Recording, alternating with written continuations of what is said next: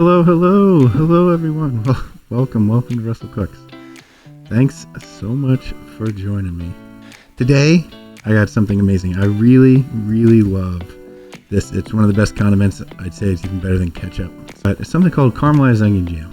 Now, typically, if you've ever caramelized onions, it's low and slow, takes a while. Yeah, it does, but it's worth it. So all in all, this does take a little bit of time, but they last in the fridge forever. They're great on burgers. You can just have them on toast. You can put them on sandwiches. There's so much you can do. It's just fantastic. So today, we're going to run through that. I got about 1.5 pounds of onions here. You're going to need some sugar, some balsamic. Fresh rosemary would be great. Fresh thyme would be great. I got a little bit of dried thyme. I would not recommend dried rosemary. Fresh garlic. And if I didn't mention it, a little bit of sugar and some water. All right, let's get cooking. So, hi everyone. Hi. All right. So first things first, let's get working on these onions. Again, about 1.5 pounds. I'm going to cut them thin. There's much debate on the best way to cut an onion in order to caramelize it. Do you cut it thin? Do you cut it into cubes? Well, I'm going to end up using the food processor. It's a pain. It's an extra step. It's another thing to wash. It's worth it. It gives it kind of like that jammy consistency. Makes it cohesive. Makes it spreadable. So don't skip that step. Sure, there might be a way around it. I haven't figured it out. So yeah, it's just easier when you're doing a bunch of onions like this. I guess you could do it square, but I like slicing it thin. Now, how you slice it thin is really important. So it has almost like veins running up and down like this. So if you cut it like this, it's kind of like cutting with the grain, if you will, of like a stick. So they'll be tougher. So they won't break down as easily. And if you cut it like this, it'll break down a little bit more. The same goes for fennel. So that's why if you're ever eating fennel raw, slice it across the grain. Makes it a little bit more tender. And if you're ever cooking it, slice it with the grain so it'll hold up a little bit better.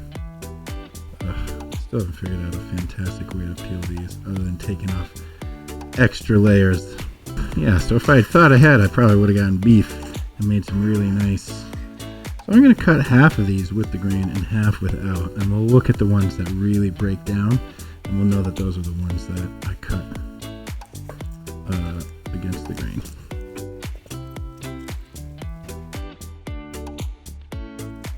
So we'll do half. We'll do this half. Just slice it thin with the grain. About 1/8 of an inch thick if you're measuring. You can slice it a little thinner, but you want them consistent because that will change up the cook time. Remember, consistency is one of the big C's of cooking. Cleanliness, consistency, and I don't know if the third one is creativity. So this seems like a ton of onions, and it is in a way, but remember, they really cook down. So you're not going to end up with this volume of onions. It's going to be much less. And you might end up with about a cup, maybe a cup and a half caramelized onion jam. And it'll keep for a while in the fridge, especially if you follow through on jarring, canning, or whatnot, but I'm not going to do that today. Alright, those are all the ones with. Get a bench scraper. I love these things. They're worth every penny. And then once you get one, use it. Don't forget to use it. Build up those good habits. Whew, the air is getting a little spicy in here. And this is a razor sharp knife too.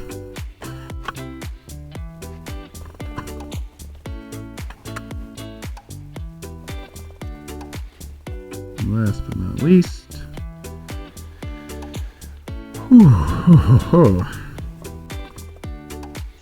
spicy air. I'm going to put about 3 tablespoons of oil in my pot. I'm going to bring it up to a shimmer, add these in. I'm going to cover, and I'm going to cook down. They're going to release all their liquid. Then I'm going to get some aromatics in, uncover, and cook off all that liquid. That's when we'll add our balsamic, and we're going to add a little bit of water as well, which seems counterintuitive because if you're going to cook it down to dry and cook it all off, why are you adding water? it's all about the cook time and making sure that the onions break down and kind of disperse all their flavor to a certain point. All right, so olive oil here, vegetable oil. I'm using vegetable oil because I got it, but olive oil here is fine as well. All right, bring it up to a shimmer on medium heat. Take a couple minutes. All right, you can see that. I'm gonna add a teeny bit of, maybe an 1/8 teaspoon dry thyme. I'm gonna try and crush it up, make it almost like a powder. I'm gonna add it with the onions. I'm gonna make sure the onions get in first. All right, and I'm using my Dutch oven here. I like the Le Creuset. They have the kind of white beige interiors. I think that's really important, especially when you're browning stuff, because if you have a black interior, sometimes Staub has like a black interior. I have a Le Creuset that has a black interior. It's hard to tell when there's browning on the bottom and you need to deglaze. You know, but this, it's gonna be easy. It's gonna be easy. We get a nice gentle sizzle. It's a good temperature. Onion skin. Trying to hitch a ride. No stowaways here. This is why I typically like a prep area right next to my stove, so I'm not dropping onions on the way. But that's not how my kitchen is. All right, so I'm not going to add salt or anything right now. I'm just going to let these kind of go medium high heat, depending how powerful your burner is. I'm using a cast iron Dutch oven, so it'll heat up and maintain a heat a little bit more than a stainless steel one. All right, let's give that a nice little stir. Coat everything in oil. Ooh, I love this smell. Absolutely love this smell. Cooking onions, oh my gosh. All right, cover that and you let that go for about 10 minutes. Alexa, set a 10-minute timer. Alexa, set a 10-minute timer, please. All right, now I'm going to take those 10 minutes. I'm going to prep my other ingredients here. All right, I am going to use some salt. I got it right here. I'm using a heaping teaspoon of my salt because it's about kosher size. If you got table salt, use a half at most. You can always season to taste. These garlic cloves are pretty potent, so I'm going to grab a couple small ones and smash them. If yours don't smell as potent, use 3. And if they're big, use 2 or 1. I'm just going to crush them. Again, everything is going to end up in the food processor, so there's no reason to mince it. Balsamic, I had about what, 1.5 pounds. I'll do maybe a scant 1/3 cup balsamic. If you used about a pound of onions, you know, you'd use a 1/4 cup. But I'm going to use about 1 1/3 balsamic, and I'm going to do the same amount of water. So always match water to the balsamic, so you can scale this recipe pretty easy. And they get added together, so I'm just going to mix them. All right, so I should have about 2/3 cup total all day. My garlic, get my salt. Already put my thyme in. Sugar, you want a couple tablespoons of sugar here. 2 tablespoons, and that'll go in with our liquid ingredient. I like to keep everything kind of like stacked with the order of operations, if you will. So I'm putting a little bit more than 2 tablespoons. You can always adjust that later. All right. So these 2 go in, but next we have these going in. That's it. Super simple. So again, we're gonna cooking off all the water now. We're steaming them out, and it's just releasing all its liquid. And we're gonna uncover it, and we're gonna evaporate all of it. So we're like drying out these onions, and that is when we start to get the browning, because browning doesn't occur until about 250-255 degrees, and if you got water, but water boils at 212, right? So you got to get up to 250. That means no more water, and you start caramelizing those sugars. Yeah, I see steam coming out here. It's good. We're at a good temperature. I just want to make sure that this is on medium. My stove's a little funky, so everyone knows their own stove. So my dial, when you set it to medium, is actually closer to medium high. You have to take it a teeny bit past. Just making sure that it's tough. I got my computer in a completely different room, so So I have a laptop watching on a delay, so I can't really change anything. So if you can't hear me, I'll never know. Alright, let's give these guys a stir. Look at this. See the browning on the bottom? You'd be really hard pressed to see that if this entire interior was just black, coated black. Alright, I'm just going to give this a stir. We're getting caramelization a little early. That's okay. We still got a bunch of liquid to release. We're only about halfway there. Alright, let's give it another stir. Make sure we don't have any sticking. And oh yeah, we got some browning here. Ooh, lots of browning. We don't want burning. Let me make sure. Yeah, ooh, it's a little high. There we go. That's closer to medium. It's so tough. Alright, a few more minutes. A couple more minutes. Put the salt and garlic. We'll uncover. We'll stir. It'll take about 10 or 15 minutes. But we'll get some really nice caramelization on it. Then we'll stir in the sugar. That will help with even additional caramelization, deepen the flavor, add a little bit of sweetness to balance the acidity of the balsamic we're putting in. Remember, acid and sugar kind of balance each other. Think like lemonade. You know, if you just ate the sugar, it'd be too sweet. If you just ate the lemon, it'd be too sour. Put them together. Tasty.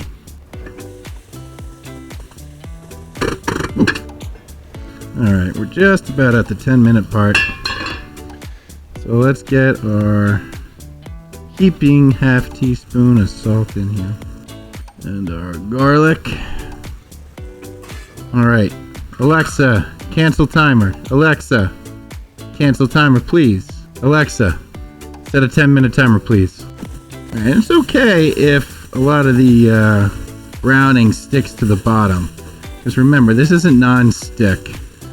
So the browning will stick to it. Non-stick pans, the browning sticks to the food. Stick pans, if you will, regular pans, browning sticks to the bottom.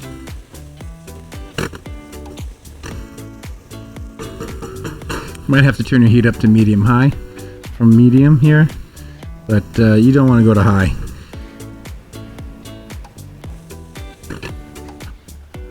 Alright, next up are these two. Excuse me.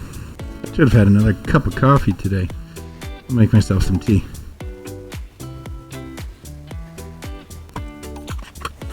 If you feel like your pot is browning better on one side and not another, don't rotate it, you know. Sometimes you gotta. Burners aren't always gonna be even. Yeah, oh, it's turning from that oniony smell into that really savory smell that I associate with caramelized onions. It's getting there. It's just so, it's like this rich smell. Not that it has money, but So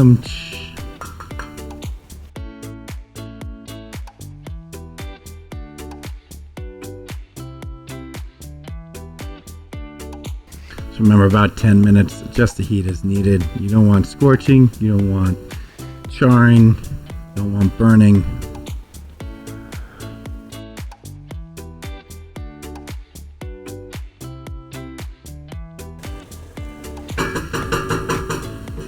So a couple more minutes, I'll deglaze.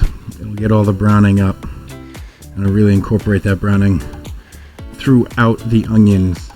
We'll kind of even it out. So some might have gotten a little bit better browning. I might have scraped that browning and they got separate. And it's just going to kind of make it a little bit more cohesive. All right. To me, I hear it. It sounds like it's time.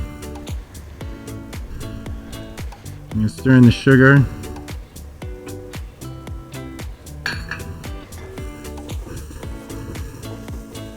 Bring the heat back up medium-high.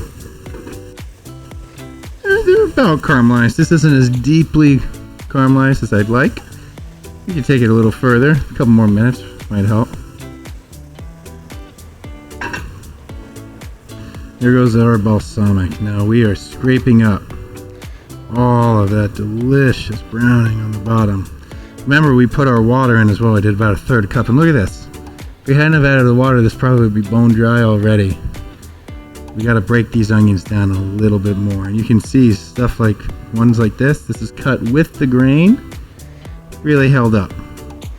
You're not going to see any here still that were cut against the grain. They're going to be mush. So all in all, this will last about a week in your fridge. I think it's worth doing.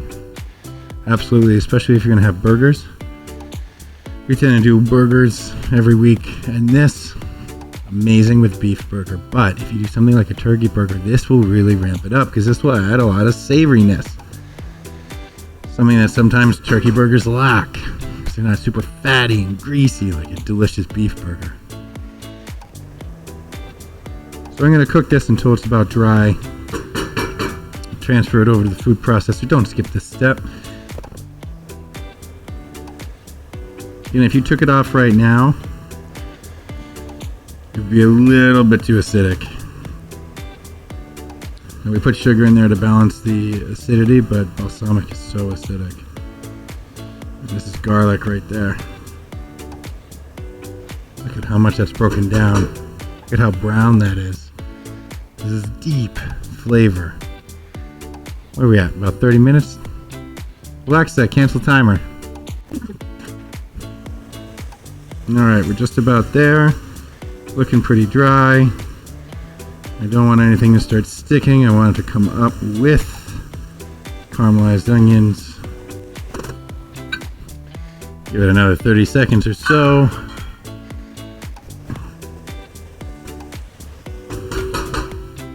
I think we're good. We're going to do the food processor right here.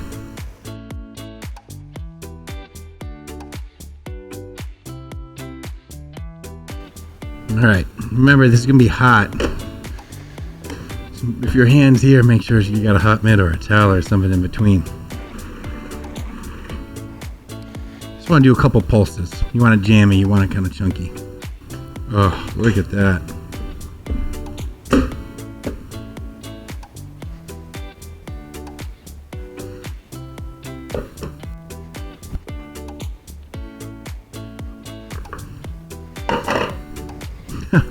Brown on brown on brown. It's not a looker. That's caramelized onion jam for you. I'm gonna give it a little taste. Oh, this will spread. When it cools, it'll tighten up a little bit. It's perfect, but this is a really good consistency. Look, it's like a smooth yet chunky. I'm gonna give it a little taste. Make sure we got the balance of acid, sugar, and salt here. We don't burn my tongue.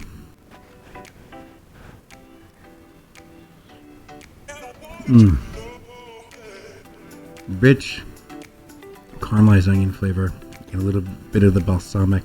It's not acidic. It's like a sweet, it's not even a sweet and sour, it's just this savory sweet, really lots of depth of flavor here. I could just eat this. This is so good. I love caramelized onion jam. It's one of the best condiments. Put that on anything. Put that on anything. Oh, that's good. Alright. Short stream today. Thanks so much for joining. Hope you enjoyed watching me make some caramelized onion jam. So, thanks again. Don't forget to follow me on Twitter. Follow me on Twitch. Subscribe, follow, whatever it's called for YouTube. I'm on there as well, getting some videos up. So thanks again. I'll see you next time. Take care.